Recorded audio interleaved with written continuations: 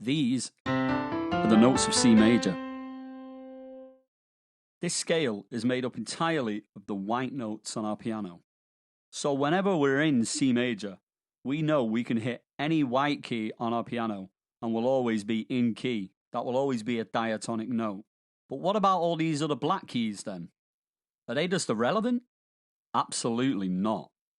And that is because of something called chromaticism. So what is chromaticism? Chromaticism is where we use chromatic notes within our music. So what is a chromatic note? A chromatic note is a non-diatonic note. In music, in the tonal system, we use a series of scales and keys. If we hit a note that does not belong to the key we are in, this is called a chromatic note. Chromatic and chromaticism are words that come to us from ancient Greece. And chromaticism literally means relating to colour. And that should give you an insight into whether chromaticism and chromatic notes are useful or not. I mean, do you think colour is useful for an artist? We can have chromatic notes in our melody, but we can also have chromatic chords where at least one of the notes in our chord doesn't belong to our key. Now, there are even entire genres of music based around the use of chromatic notes. For example, blues music. Let's now look at a blues scale, particularly the minor pentatonic blues scale, because this is a scale that is created by adding a chromatic note, otherwise known as a blue note here, to an already existing scale. First, let's listen to our 5-note minor pentatonic scale. Now, we're going to add our chromatic note. This is a sharp 4th or flattened 5th. And let's hear the difference.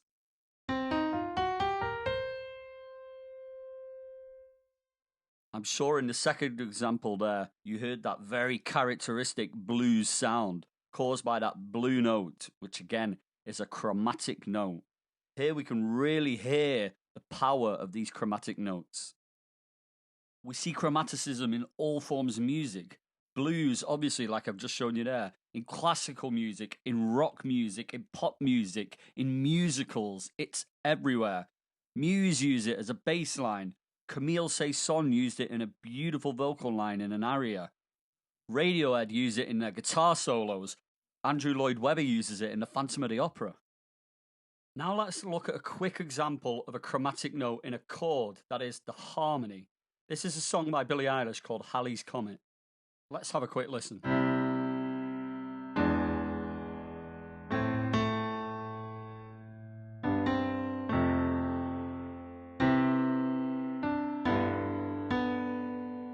Very nice, right? This song is in C major, yet we heard an E major chord there in our harmony.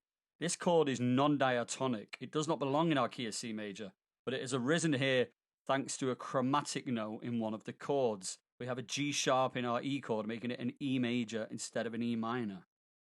Now I'll play it again, but without the chromatic note in our harmony, and listen to the difference.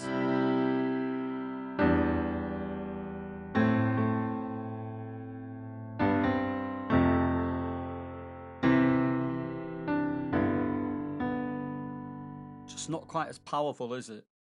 There you can hear how a chromatic note in the harmony completely changes our melody. That particular chord is what we call a secondary dominant. If you'd like to know more about those, have a look at episode 5. Well, there we have a brief look at chromaticism and chromatic notes. I haven't even mentioned jazz, which is the genre that probably features the most amount of chromatic notes, nor have I mentioned something called dodecaphonic music, a style of music developed in the early 20th century, which used entirely chromatic notes. Okay, now let's listen to today's song. This is song 7 out of 100, and this song is called A Dangerous Pastime.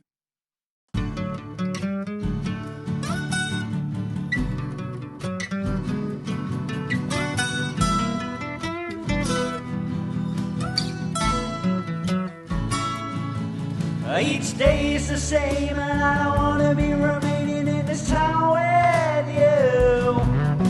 Slightly different from the one before, just like a floor and spoons. A cartoon cloud that always seems to hang around just above my head. It never rains, but there it still remains, just for a sense of dread.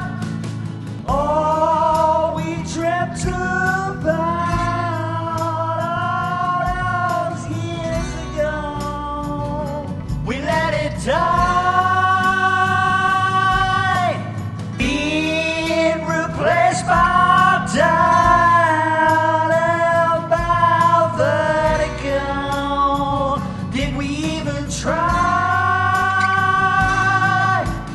Walking through a faded Lowry, you would feel despondency, wondering if what happened to this town is happening to me.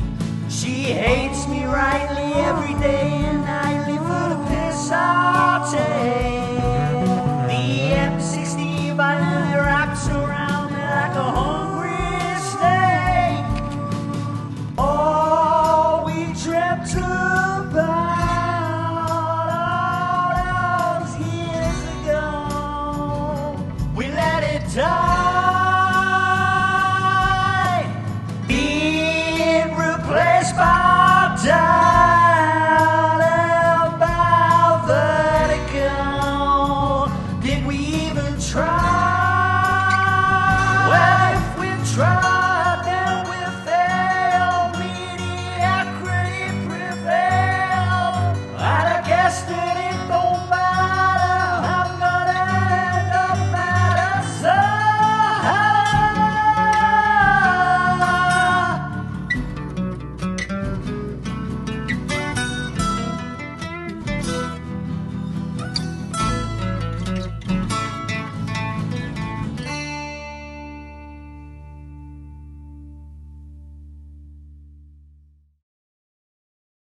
Well, there we have it. Song 7 out of 100 done. And what did I learn from this song?